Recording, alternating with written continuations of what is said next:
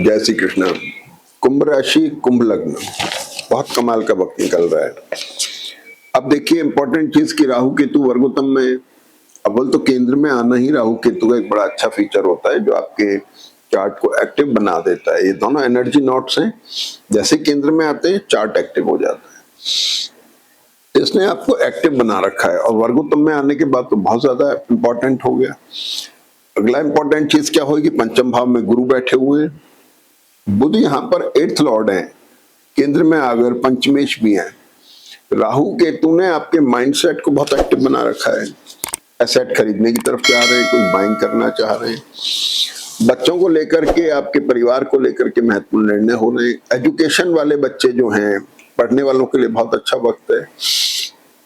Specially जो मानसिक काम करने वाले लोग हैं, कंसल्टेंट्स हैं, चार्टर्ड अकाउंटेंट्स, इंजीनियर्स, डॉक्टर्स, उन लोगों के लिए विशेष तौर पे बहुत अच्छा वक्त चल रहा है जबकि यहाँ पर है तो। और दूसरा इंपॉर्टेंट फीचर क्या हुआ कि मंगल और शनि यहाँ पर साथ आ गए। पिछले वीक में जो मंगल का राशि बदला और मीन राशि में आए, तो इस वीक के पहले दिन, यानी पिछले वीक में भी इनके नक्षत्र अच्छे थे, बड़ा एक्सप्लोरिंग कॉम्बिनेशन था। इस वीक में मंगल का नक्षत्र बदल के शनि का ही आ रहा है, लेकिन फिर भी ये एक अच्छा कॉम्बिनेशन है, स्ट्रॉन्ग कॉम्बिनेशन है। अगले वीक के अंदर मैं जरूर बताऊंगा, मेरी वीडियो जरूर देखिएगा, उसमें मैं आपको बताऊंगा कि ये इस वीक में जो बुध अपनी राशि बदल रहे हैं 11 तारीख को, और मंगल बदल चुके हैं, तो बुध मंगल शुक्र शनि, वो शनि, इनके कॉम्बिनेशन क्या रिजल्ट दे रहे हैं, ये बड़े इंपॉर्टेंट कॉम्बिनेशन है। तो ये तो यहां तक बात हो गई। अब सबसे इंपॉर्टेंट फीचर इस वीक का क्या है कि शुक्र भाग्येशु के भाग्य पे दृष्ट है और ये भरणी नक्षत्र में है। शुक्र यहाँ योग कारक है। भरणी नक्षत्र एक अनस्टेबल नक्षत्र होता है, अनिश्चितता लाता है, ये विम्सिकल कैरेक्टर इसका होता है। इसकी एक दृष्टि आपके प्रोफेशन को भी गवर्न कर रही है। तो जो लोग travel, tourism, hotel, entertainment, media, advertising, mining, real estate में नहीं है, उन लोगों को प्रोफेशन का ध्यान रखना है। उन लोगों के लिए थोड़ा सा प्रोफेशनल चेंज और थोड़ा सा एक कहना चाहिए कि विम्सिकल नेचर ये बना रहा है। बाकी भाग्य में वृद्धि कर रहा है। एसेट को लेकर ये कंसर्न है, कुछ खरीदना चाह रहे हैं, कुछ बेचना चाह रहे हैं, और खासतौर पे जो लोग शेयर मार्केट का काम करते हैं, गोल्ड सिल्वर का या और उतार चढ़ाव के काम करते हैं, इनको विशेष ध्यान रखने की जरूरत है। थोड़ा जन्मपत्री अगर आपके अच्छे मूड में है तो फायदा होगा, कमजोर मूड में है तो थोड़ा संभल के रहें। अब दूसरा अगला इंपॉर्टेंट फीचर क्या है कि एक तो शनि और एक ही गुरु, इन दोनों ने आपकी धनु राशि को, जो house of gains, Lord of house of gains है, लाभ स्थान का कारक है, उसको मजबूत कर दिया है। वो अपने स्थान पर दृष्ट है, बुध केंद्र में है। संतान पक्ष के लिए मैं आपको बता ही रहा हूँ, बहुत अच्छा वक्त है। पंचम में जब गुरु आते हैं तो संतान को लाभ देके जाते हैं, पढ़ाई लिखाई में महारत देते हैं। एक सज्जन जिनकी 70 साल के आसपास में जब ये गुरु आए तो बहुत दिनों से अटकी हुई पीएचडी उस समय कंप्लीट हुई। इस तरह की कुछ बड़ी अच्छी घटनाएं होती हैं जब गुरु पंचम भाव में आते हैं, संतान को लाभ देते हैं, एडमिशन होना, शादी ब्याह होना, ये सारी चीजें हैं। तो ये अभी आपके जून तक चलेंगे, फायदा देंगे। तो ये बात हो गई। अब सबसे बड़ी चीज क्या हुई कि ये जो कॉम्बिनेशन है मंगल शनि का, ये बड़ा कमाल का कॉम्बिनेशन है, बड़ा स्ट्रांग भी है, और जब ये थोड़ा सा क्लोज आ जाएगा तो स्ट्रेसफुल भी होगा।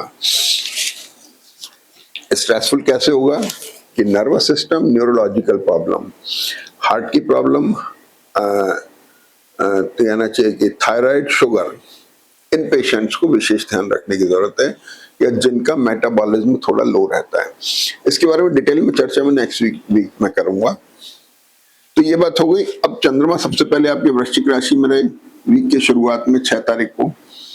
6 तारीख को चंद्रमा यहाँ रहे और चंद्रमा वृश्चिक राशि में है। शुक्र के साथ में अफेक्टेड भी हैं, तो ये भी विम्सिकल मूड बनाए हुए हैं चंद्रमा, एसेट को लेके, लोकेशन को लेके, प्रोफेशन को लेके, ये थोड़ा विम्सिकल मूड बनाए हुए हैं।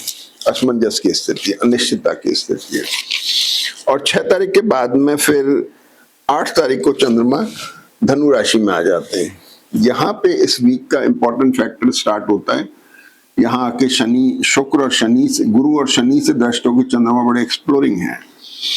6th लॉर्ड है, 6th लॉर्ड हो गया debts, diseases, enemies. Debts liabilities बढ़ना, डिसीज बीमारी, और एनिमीज माने ऑब्स्टिकल आना। मूलतः ये जो है आपके माइंडसेट को बता रहा है, माइंडसेट में थोड़ी डिस्टर्बेंस होना, इस तरह की चीजें आ सकती हैं, असमंजस की स्थिति चली रही है, लेकिन ऐसा कोई खास चीज नहीं है। केतु वर्गोत्तम को संभाले, गुरु इसको संभाले हुए हैं। चंद्रमा धनु राशि में आ गए 8 तारीख को, और 9 तारीख को ये जो शुक्र हैं ये नीच नवांश में आ जाते हैं। 9 से 11 तारीख में शुक्र नीच नवांश में रहते हैं। ये कन्या नवांश में शुक्र आने से ट्रैवल करा सकते हैं, 4th लॉर्ड हो गए, और 9th लॉर्ड हो गए। और आप एक बड़ा अच्छा कॉम्बिनेशन है कि मंगल शनि इसको विदेश से संबंध कर रहे हैं, यानी कुंभ राशि, कुंभ लग्न के लोग, जो लोग विदेश से संबंधित काम करते हैं, विदेश में रहते हैं, उनके लिए बड़े मेजर डेवलपमेंट ये हॉरोस्कोप लेके आ रही है। एक कॉम्बिनेशन विदेश को लेकर के मंगल शनि का भी बनता है, जो 12th लॉर्ड हो गया। तो इसलिए एसेट को लेके, एक्सपेंडिचर्स को लेके, इन्वेस्टमेंट्स को लेके, ट्रैवल को लेके, फॉरेन ट्रैवल को लेके ये प्लैनेटरी पोजीशन बड़ी इंपॉर्टेंट है। तो शुक्र यहां पर आ गए। शुक्र के बाद में 10 तारीख को 9 से 11 में शुक्र कन्या नवांश में है, नीच नवांश में है। तो कफ, कोल्ड, टूथ प्रॉब्लम या ENT प्रॉब्लम, दांतों की, कान की ये परेशानियां होने को हैं, इनका थोड़ा सा ध्यान रखने की जरूरत है। इसके बाद में सूर्य जो है 11 तारीख को मीन राशि में वर्गोत्तम में चले जाते हैं। सूर्य यहाँ देखेंगे तो 7th लॉर्ड हो गए, मैरिटल और बिजनेस रिलेशन के कारक हो गए। जिनकी जन्मपत्री वीक है उनको अपने स्पाउस की हेल्थ का और अपने बिजनेस, मैरिटल रिलेशनशिप का, बिजनेस रिलेशनशिप का ध्यान रखना है। थोड़ा एक्सट्रोवर्ट होके स्ट्रेस में आ सकते हैं, नए टाइप्स जैसे बिजनेस के करते हैं या कुछ भी, उनका विशेष ध्यान रखें। 10 तारीख को मैंने आपको बताया चंद्रमा वर्गोत्तम में, 11-28 से 18-4 तक, तो नई शुरुआत करनी है उनके लिए फायदेमंद है। और इसके बाद में आप देखिए कि 10 तारीख को चंद्रमा मकर राशि में आ जाते हैं। तो चंद्रमा जब मकर राशि में आ गए, 12th हाउस में आ गए, ट्रैवल की कारक हो गई, इन्वेस्टमेंट की कारक हो गई, एक्सपेंडिचर की कारक हो गई, आपकी फिजिकल, मेंटल, फाइनेंशियल एनर्जी का एक्सपेंडिचर हो रहा है, तो ट्रैवल भी हो सकता है। 6th हाउस पे दृष्टि होकर थोड़ा लाइबिलिटीज की तरफ भी जा सकती है, ये चीज आ रही है। अब सबसे खास बात क्या हुई कि इस वीक के अंदर 11 तारीख को बुध ने राशि बदल ली। बुध जो है यहां से आके बुध की राशि में यहां आ गए।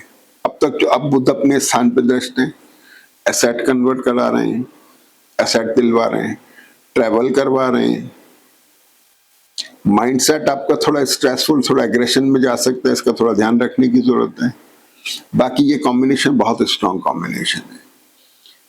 मंगल बुध, मंगल शनि, बुध शनि, मंगल सूर्य, ये कॉम्बिनेशंस की चर्चा मैं नेक्स्ट वीक में करूंगा, जो बहुत इंपॉर्टेंट है, क्योंकि जो लोग इससे रिलेटेड बीमारियों से परेशान हैं उन लोगों को ध्यान रखना चाहिए। ट्रैवल होती है, विदेश यात्रा भी हो सकती है, विदेश में रहने वाले लोगों के लिए भी बड़ा इंपॉर्टेंट समय है, कुछ मेजर डेवलपमेंट्स आ सकते हैं। और इसके बाद में फिर 12 तारीख तक ये पोजीशन चलती है, 10 से 12 तारीख तक चंद्रमा मकर राशि में चलते हैं। और वीकेंड के अंदर शुक्र का नवांश बदलना, चंद्रमा का अपने ही नवांश में आना, श्रवण नक्षत्र में आना, ये अच्छे साइन है जो बेटर साइड में देते हैं। लोअर एब्डोमिनल पार्ट पर थोड़ा ध्यान रखने की जरूरत है, किसी तरह का पेन या दर्द या कुछ शिकायत हो सकती है। और वीक एंड से लेकर के नेक्स्ट वीक तक आपके दाएं बाएं पैर में या कंधे में खिंचाव आना, मसल्स में स्ट्रेन आना, इस तरह की कुछ भी चीजें होने की संभावना है, जिसका आपको विशेष ध्यान रखना है। बाकी बहुत अच्छा वक्त है, फायदा उठाइए। जय श्री कृष्ण।